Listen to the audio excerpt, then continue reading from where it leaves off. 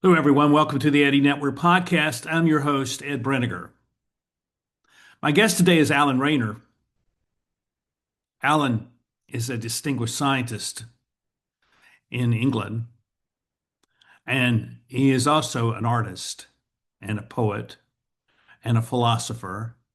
He's an extraordinary individual, and I believe you will find in my conversation with him today a great deal of thought that you can carry away with you.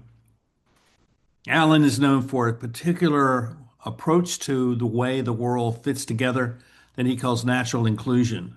And I think you'll find it provocative and encouraging, and I know you'll enjoy our conversation. So I'm glad you're here. Thank you for watching. And now my conversation with Alan Rayner.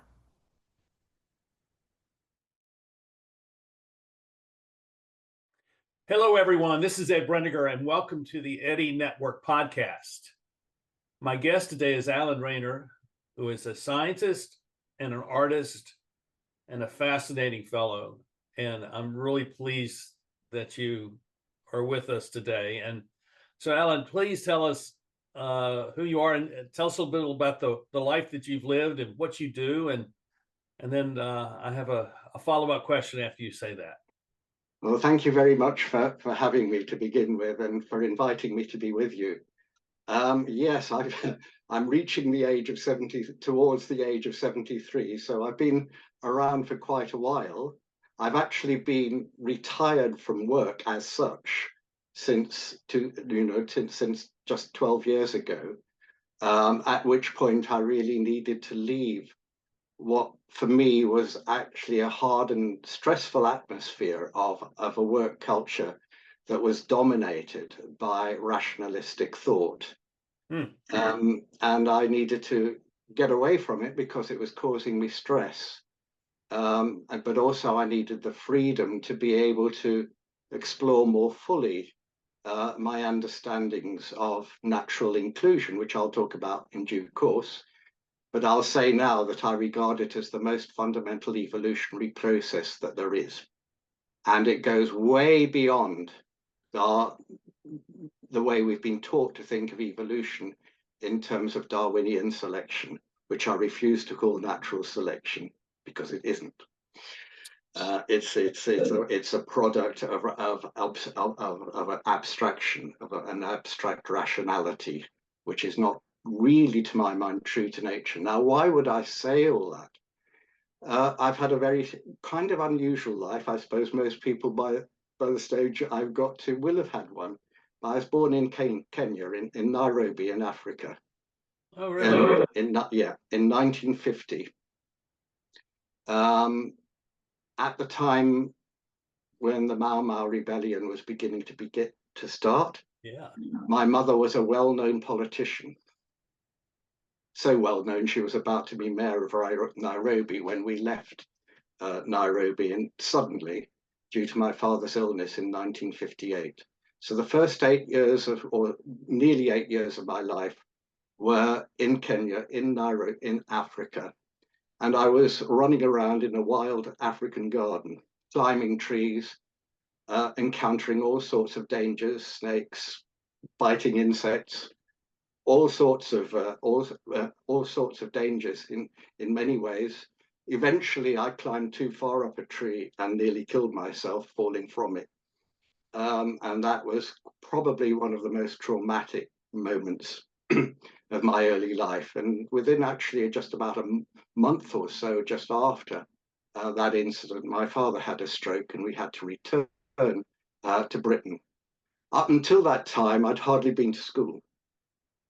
I'd been sort of to kindergarten school briefly, and I just started at another school at which I was desperately unhappy, as it happened. But then it suddenly came back to Britain, to the United Kingdom with my parents, so that my father could be treated, and found myself in London, in grey, cold London. Not Nairobi, that's for sure. From that, yeah. So that was a big change, and I found myself being sent to school in London and discovering that they were still working in pounds, shillings, and pence, which meant that I had terrible in arithmetic classes because I thought of everything in decimals. And so on. It was kind of quite a traumatic thing, initiation into schooling. But I was also my parents had very high expectations of me. My father had been to King's College, Cambridge, and he desperately wanted me to go to King's College, Cambridge. But I had somehow to manage this by going to a very, very high pressure school and then following a path which was very strictly, in many ways, wittingly or unwittingly, laid out before me. And so I followed that path with difficulty, but I did eventually get to King's College, Cambridge. I did eventually get the degree he wanted me to get. And I did eventually embark, following almost entirely in his footsteps, on a career in academic mycology, teaching all about learning and researching all about fungi, which I did all the way through till 1998, when I was president of the British Mycological Society, then promptly broke down. The breakdown essentially was because all the way through this process of following a path that had been laid out for me, and a path which was very scientific and biological and dominated in the background by Darwinian theory, I was encountering a way of thinking which was foreign to me, and which actually scared me because it was so kind of categorical and intolerant of human error.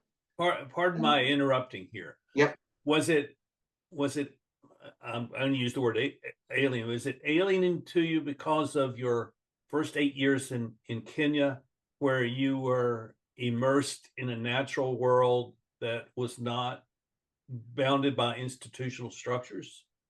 I think that's exactly right. Yes, I think so. It may be something to do with my psychology as well, but it was certainly alien to me.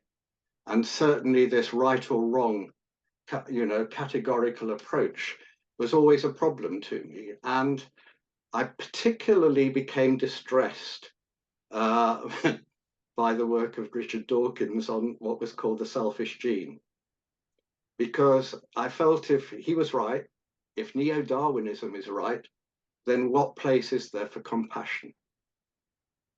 Now, there were two aspects, two values that I carried with me right from childhood, and one was honesty, always doing the best you possibly can to speak what you believe to be true, and not making things up just to suit your purposes. And the other was compassion, as I say, this sense that the great need to understand ourselves as human beings, as essentially the way we are is extraordinarily dependent on circumstance. And so the idea that we can be independent, free-minded, individuals was problematic to me. And I was actually quite bothered indeed by notions of eugenics, which of course originated directly from Darwinian thinking. Right. And I felt the need somehow to find a way in which that couldn't be true. Are you saying that the world that you were forced to work in was one where the human person is sort of an atomistic, individualized entity being without any necessary relationship or connection to the world outside of their being? Is that what you're saying? And so let me take that one step further. And therefore, if that is true, then it explains a lot of why the world is in the shape it's in. That's right. That's exactly right. Essentially, it's treating the human being as a high performance machine. Yeah. And I'm so with you on this. I mean, this is and what I've been writing about this morning. I mean, this is oh, well, very good, because I mean, yeah, one of my favorite phrases was performance related love. yeah. I call that transactional love. Well, whatever is Yeah, the it's the idea that same. you know you could only, and actually, you know, that was part of my schooling, was that, you know, was that one had to come top of the class, otherwise you were worthless, which is a pretty dreadful way to bring up a child, really, when you think about it. Um, so you know, I but all the while, I suppose, you know, so this was the sort of undercurrent, and I had it within my mycological work, because the way that I understood fungi and the way that I understood their relationships with the natural world, and how they relate, in particular to trees. My final address to the British Mycological Society was called Fountains of the Forest, and it featured an oil painting of mine of that, you know, called that. But it was essentially looking at the relationship, you know, what has now become hugely trendy. But I was there a long, long while ago. Everyone now thinks it's new, but it isn't. You know, I sort of worked out about the hidden networks of fungi and how they communified trees brought them together into a natural community with all sorts of ramifications Yeah, associated with that. And I saw fungi very clearly. They illustrated or demonstrated for me that they were all flow forms, that the way you understood fungi was to understand them as a flow. And the way and ultimately the way you understand everything is to understand it as a product of flow. Um, and that, of course, is what all my paintings are saying. So here's one just that yeah, I, I put aside earlier for you, but essentially it is illustrating the basic idea that all natural tangible form is a product of flow. So what I call flow form. And hence to try to define it, to put it in a box in anywhere at all, to any attempt to define what is naturally fluid and continuous, to categorize it or even put it in a hole with a W, for me was a big mistake. It was failing to understand the very nature of the evolutionary process as a process of flow. mhm, So the creativity of the natural evolutionary process is the creativity of flow itself. And one of the features about where I was when I was a little boy, as down at the bottom of our garden was a river. It was the River Nairobi. And I got used to the idea of flow. And I yeah, got used to the idea very, very much. And I loved the idea of the river both shapes and is shaped by the landscape. yep, So you've got this simultaneous relationship going on between the flow of the river and the landscape. So each is simultaneously informing the other. You can't isolate the flow of the river from the flow of the landscape. They are co-creative. So that was a big deal. I wrote all about that in a book, which was sort of shortly before, which is, if you can see that, it's called Degrees of Freedom. uh-huh, And the subtitle is Living in Dynamic Boundaries. And what I was doing at that stage was recognizing that all natural boundaries are intrinsically dynamic. They're not definitions, they're not limits. They are interfacings between the inner world and the outer world through which natural distinctions arise. And that relates to something Wordsworth said, so which I love very much. My daughter pointed it out to me one day, which was, in nature everything is distinct, yet nothing defined into absolute independent singleness. oh, absolutely, totally So agree. he was recognizing. I would add one word. I would say everything is dynamically distinct. But never defined it to absolute independent singleness. And that gives the lie to all our rationalistic thought. Because if all our rationalistic thought is based on the idea of an independent one, an isolated entity as one, definable in itself, Right. you're in big trouble. Because, and in fact, almost all our conventional mathematics is based on on that principle of defining one as one alone. And evermore shall be so. There's a sort of song about that called Green Grind the Rushes. So Yeah, I see that. I've seen that in my own work as a organizational consultant, where people at the top level of the hierarchy see themselves as sort of in charge, and that they have the prerogative to make all the decisions, and no one else may make decisions.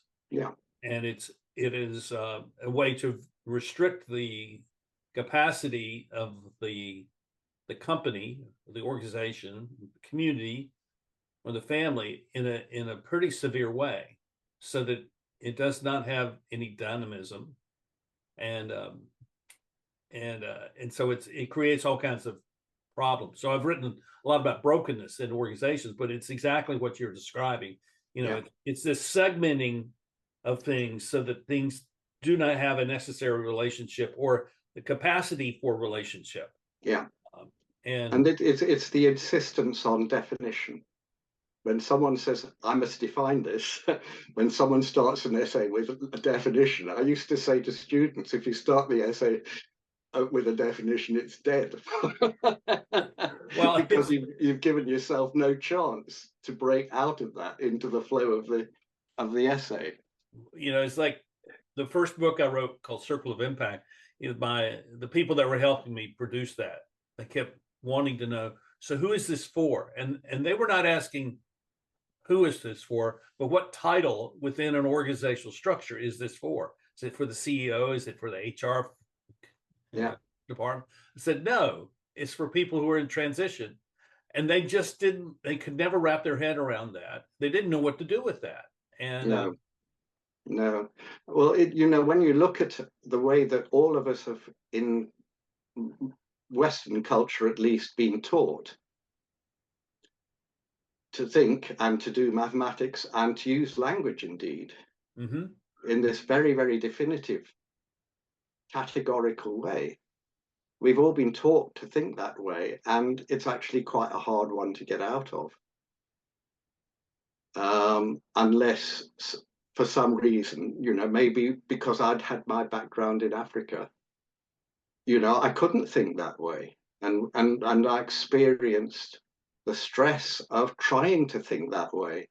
And I realized, I used to make silly mistakes in school with arithmetic, simply because I found it so difficult to sort of handle the basic ideas of whole numbers and fractions. And I had you I get had a you, similar I have a similar experience. My first 10 years, I was very free. I could walk out the door at 7 in the morning, not come home till 7 at night. My mother would never wonder where I was, and I was climbing trees and uh, walking, getting up on the roof of the house and looking off to yeah, the horizon, and then yeah, my buddies and I, we'd crawl through the storm drains of the street. I mean, we were doing all kinds of things that were just natural for young boys to go do, and it had an effect upon me until fourth grade, when my fourth grade teacher, Millie Brown, jerked a knot in me because I was just being a boy, active, and so I was staying after school 1 or 2 days a week, and she had me copying uh, pages out of the elementary school dictionary, and I credit her with my discovery of a love for words. So it's similar. Maybe that we start education too young. Maybe we should wait until later, and then treat it differently than what we are doing, what we do. I really think that's true. I think that we're educating ourselves out of a decent life currently, by teaching in a way that doesn't open up possibilities. Truly, for me, that's what education really means, is leading out into wider awareness. Right. And it's what, as an educator, I used to try to do with students. And some students loved it, and some students, of course, said, just tell me what I need to do to pass the exam. And they got very, very stroppy when I was trying to show them the beauty. I was trying to show them the beauty and the diversity of the living world. As they say, you can lead a horse to water. The exam. Yeah. As they say, you can lead a horse to water, but you can't make him drink. Very much so.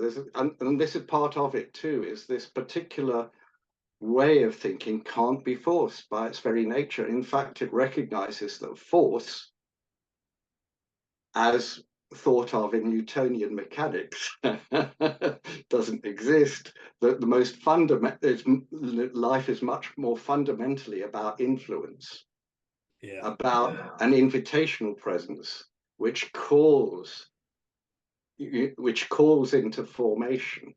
And that's natural inclusion.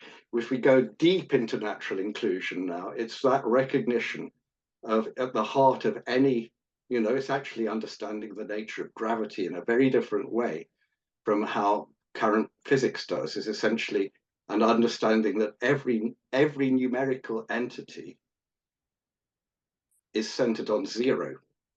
It's not either one or zero, it's one as a dynamically including zero within infinite space.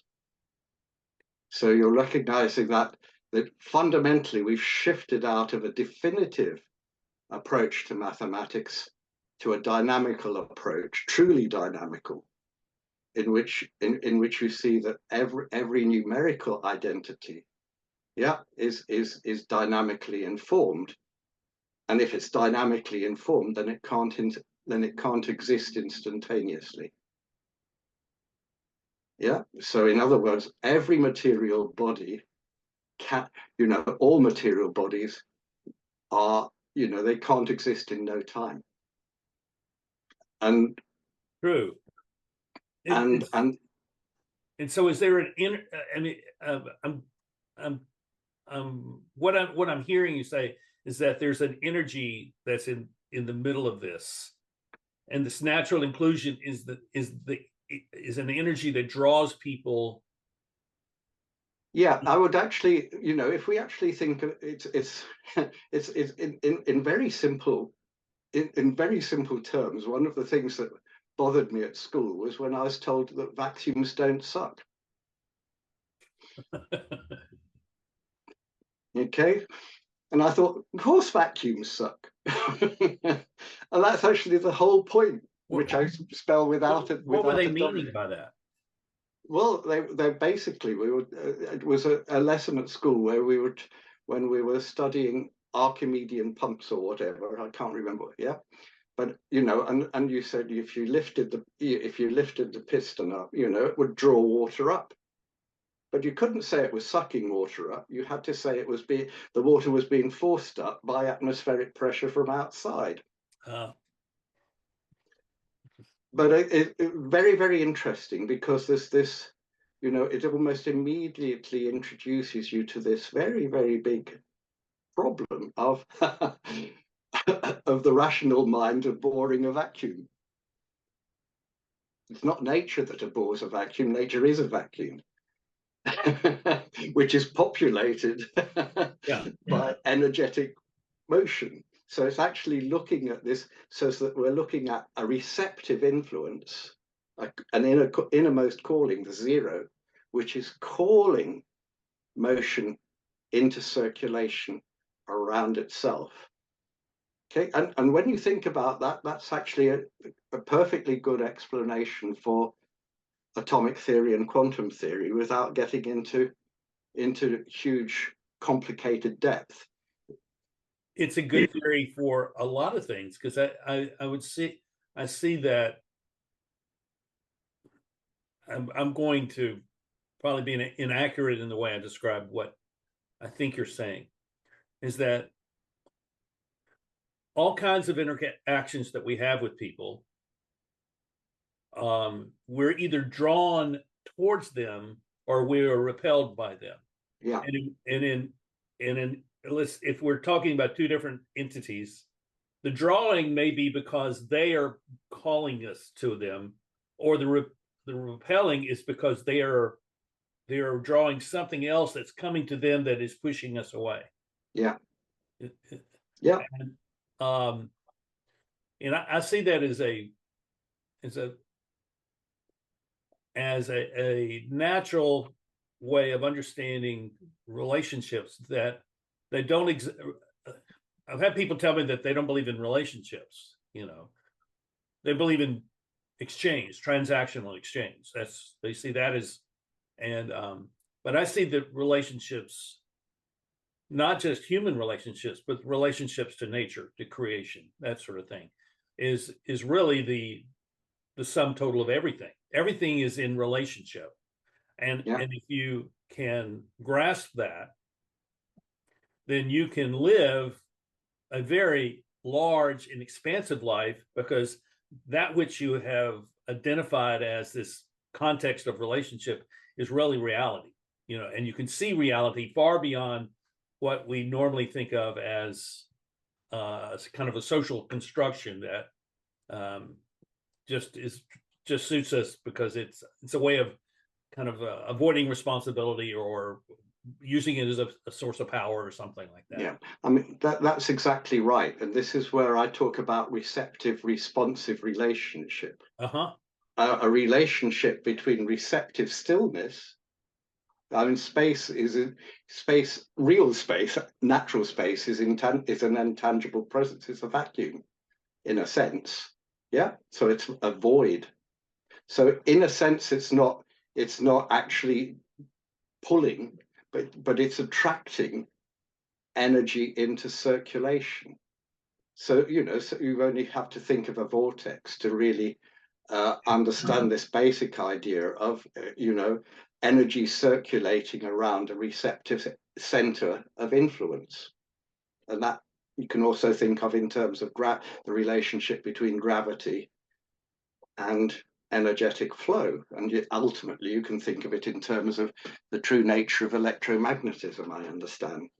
That you're actually looking at this relationship between these two vital aspects of the natural world, which is essentially spatial stillness, which is receptive, and energetic motion, which is responsive. Yeah. And it's these together that co-create natural tangible form. So we understand all natural material form, all natural tangible form as a product of a receptive responsive relationship between intangible spatial stillness and energetic excitation. So this is a very good way to talk about the nature of change. Yeah. And Heraclitus, everything is change, and that's true. But what I found, I mean, you've worked in the natural sciences. I've worked in the social sciences. In large categories, but there is this connection between the two, which we are identifying here, which I think is really important. What I have found is that there's a vast number of people in the world who want to have no change. They want to be at a static or a stasis situation, and as a result, they are in an isolated state from an awareness of who they are and what their potential is. And so you only learn who you are. You only come to self-knowledge by being in motion, by doing things, by learning things, by trying things, by testing things. I mean, all these things that, let me just say it this way. I'm convinced that if we understood science in the proper way, not as an academic or a commercial or a political entity, but as science in its pure sense, that it would really show us how to relate to the world and how to work with one another, um, and understand the spiritual realm, which is denied at the same as well. So it's that's where I come from. You know, my I'm not a scientist, but I'm interested in that scientific process. So this leads me to a question for you, because you obviously have a different mindset, a different philosophy, a different perspective on science than what we find in a lot of academic institutions. So how did you manage that working in academia and then becoming the head of this society that obviously is a significant station for you in your life and your work? What happened there? How did that all work out? Well, as I say, that I was under a great deal of pressure, of expectation, and so I learned to play the game. Mm-hmm. But so eventually, the game caught up with me, and I felt I couldn't play the game any longer. I mean, if you like, I I had a Damascene conversion from abstract science to truly natural science. Yeah, yeah. Because what you're talking about is what I talk about as truly natural science. Yeah. Yeah, which is truly based in an attunement and understanding, a full and comprehensive awareness of the natural world and our human place within that natural world. That is, for me, true natural science. I actually got a natural science degree because I was at Cambridge, and that's what they called it. But what I was actually taught was abstract science, which is essentially this, you know, it will, if you like, atomistic, reductionistic science. Yeah. And like many people, having been exposed to reductionistic science, and seeing that there's a problem here, I, for a while, moved towards holistic science.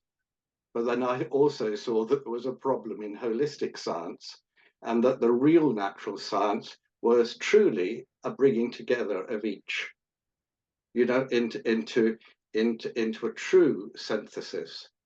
You know, it's the old classic antithesis and, you know, thesis and antithesis gives rise to synthesis. Well, essentially, natural inclusion. It's not natural conclusion because it's never ending, but natural inclusion is a true dynamical synthesis of opposing points of view, which actually one ultimately understands as reciprocities, not opposites. That's I'm really fascinated by this, Alan, because I mean we've only met in the last few months. So last fall I had this notion, it was in late November, that I should write about synthesis. And all I was reflecting on is all the times that professors, you know, I'm a seminary graduate, so we talked a lot about Hegelian synthesis of thesis, antithesis. Yeah. And I never liked the idea because I always felt like it was far too binary. It was not complex enough. Yeah. And it minimized the real dynamism that exists in the world. And if you as I do place God in the midst of that, it just does not make any sense. It doesn't hold together. And so I'm thinking, okay, is there another way of looking at synthesis? And I wrote 17 different posts on this between the end of November and the end of January. And at that point I said, you know, I'm just banging my head against the wall. I really don't know what I'm talking about. And I need to step back and go think about it some more. And so that's what I'm doing. And so I'm going to share this with you because I'd like to hear your response. And so I was out on a 3-week road trip across the United States. I was seeing clients and going to meetings and stuff like that. And this perception of the world came to me, the perception of reality, that there are these I'm calling them 3 orders of reality. And they're hierarchical, and it starts at the top, which is spiritual, which is the world of relationship, and it's the world of reality. It's the entire, everything that exists that is real, and it is in that spiritual realm. The second level is that of the intellectual or the abstract. And then the third level is that of culture, of the built culture, that where the abstractions become concrete. And is this, and what I was realizing was that we have turned this upside down. So we are allowing the built culture, the culture, human culture, to define the intellectual and define reality, when it's really the opposite. You know, it's only this spiritual large culture which we are not able to access the entirety of, which really defines what the abstract and the concrete can be. Yeah, this is exactly how I would feel, is essentially that the culture has been fossilized or reified or whatever you like, Yeah, and past its fossilization. So everything is literally back up, topsy-turvy. We interpret the world back to front or upside down or whichever way, or outside in, or whichever way you want to look at it. Is that, you know, if you look at current thinking, and it's one of the things I do almost as an exercise, is someone presents me with a statement, and I'll automatically turn it around and think, how does it work the other way around? And this is actually, you know, one of the nicest principles of this idea, which actually sort of relates rather well, is the invention of safari parks. Because when the problem was seen to be putting animals in cages, you reversed it and put the humans in cages. Yeah, and had all the animals around you. Poetic justice. So I mean, so it is that sort of switch around of priority of understanding, and again, it's actually a form of deep humility. Truly deep humility, in which you don't feel yourself as on top of or bigger or whatever than everything else, but actually the other way around. You feel yourself as literally an inclusion of all else, Yeah, and a dynamical inclusion of all else at that. So is this turning around? There's the sort of, I've written stuff about this. I mean, primarily it's about this understanding that it's not even everything, it's everywhere. You have to understand, everywhere is literally everywhere, right, without limit. right, So that's the true nature of infinity, right. the true quality of infinity, and it's literally endless, limitless.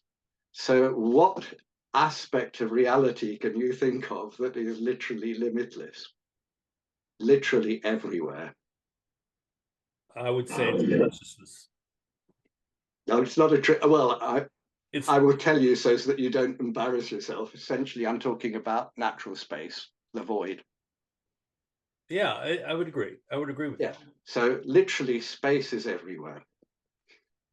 Okay, so we then question, so what about matter? Is matter everywhere? No, it's only somewhere. So every somewhere is a dynamic inclusion of everywhere. Yeah, Yeah. like that. I like So that. essentially, we're recognizing that every somewhere, every material body is a dynamic inclusion of space everywhere. And because it's dynamic, then we're talking about everywhere as true space-time. And it means, I'm taking this to mean that whoever you are as a person, Yeah. wherever you go, you can relate to that place. Yes. and you can relate to others as equally, as the same, as essentially being, this is what we all have in common, Right. that we're all dynamic inclusions of space. Yeah, we're all temporal, yeah, timely inclusions, and timely means energetic, yeah, because we're talking about movement here, timely inclusions of space everywhere. So, you know, when people try to tell you what infinity is, and they say, how long is a piece of string? They're not even begun to, because infinity isn't a quantity, it's a quality. Yeah. Of everywhereness, it's a quality of intangibility. Yeah. And then somewhereness is actually a quality of temporality. And the two mutually include one another. So you don't split space from time. You don't split, as Einstein actually did, matter from space-time. Okay? Yeah. And that's a basic mistake, to my mind. You can't do it. And it's why you couldn't understand quantum mechanics, but equally why quantum mechanics can't understand relativity, because essentially they were splitting what can't be split. Which are these vital aspects of reality, which come ultimately down to these two very fundamental aspects of spatial stillness and energetic motion, excitement. I don't know. I actually find the energetic aspect much harder to understand than I do the spatial. Uh-huh. Yeah. I just sort of recognize that there has to be, if space is everywhere and matter is only somewhere, then matter has to be dynamically informed. Yeah, that sounds like my tea coming as a bit of dynamic information. Lovely. Thank you. And would that mean that dynamism is where the energy actually is? Yes, yeah. Exactly. Yeah. So the spacious is literally a receptive presence, an influence, which draws the energetic, yeah, into. So I'm thinking about how you apply this, because I think it's a valuable perspective of the world, and it has a how do I want to say it? It has a an evaluative value, if I can butcher the language, for us. So if we were to say, and I'm thinking about my community that's right here, and think of this as a space, and all these people that live here is the matter that exists in this space. And the question is, how do we interact with them, relate to them in such a way that the energy that is present in each one of those people has a way of benefiting other people as they encounter them? And I think that's sorry, I didn't mean to interrupt then, but this is right. I think that's where your ideas here, which I think are profound, have an application in the world that most of us live in. Yes. Now, mechanically, people are used to talking about action and reaction. Right. Because essentially what happens when you split matter from space is you think of mechanical objects acting and reacting, interacting. Yeah. Transactional, whatever you like to call it, but essentially you're looking at objects colliding or whatever. Now, if as soon as you understand this relationship between the receptivity of space and the responsiveness of energy, you move from action and reaction, Newtonian mechanical thinking, which is about machines, it's not about life. You move to receptive, responsive relationship. So we instead of action and reaction, we're talking about reception and response. Mm-hmm. Yeah. And that actually is about love. Most fundamentally, it's about love. because you're talking about the receptivity of being aware of another person and recognizing your in commonness, but also what makes you different, and you feel it there, and you feel that you want to reach out to that other person because you can feel their attraction, and so essentially this is, to me, the relationship between life and love, most utterly fundamentally. Now we're talking about why we feel compassion, which goes back to my early point. Why do we feel compassion? Because we know how it feels to be in the place of another. And we know how it feels to have a heart and to be a vulnerable, Right. to be a vulnerable entity, to have needs. You know, instead, if Dawkins had written The Needful Gene, it would have been a very different book from The Selfish Gene. And right at the heart of all this is a true and deep recognition of our needs as living creatures, sentient creatures. Does that. So as soon as we have that appreciation, and we know what pain feels like, everybody knows what pain feels like, everybody knows what grief feels like, everyone knows what joy feels like. So when we truly understand that, and you understand that there's a reason for it, this is not irrational. This is not something you put aside and say, oh, well, that's, you know, the material is much more important than this. This is the essence of what's material. Right. You know, it's not material that's the essence of emotion, it's emotion that's the essence of It's material. what In many ways, makes the material material. yeah, exactly. So essentially, we're all made of emotion. So you could also talk about the responsive energy, yeah, and the receptive as talking about ourselves, Right. and actually going all the way down to subatomic structure as emotional beings, receptive and responsive. So I want to ask you, I'm diverting from where we are. I want to ask you about your painting and Yes. and I know you've been painting since you were a teenager, so I know you've been painting a long time. How are you using your paintings? Are you painting just for yourself? Or are you painting as a way of articulating these ideas to people who are not scientists or have a scientific mind, but rather have a more creative mind, a more maybe more visual, more imaginative mind? Yeah.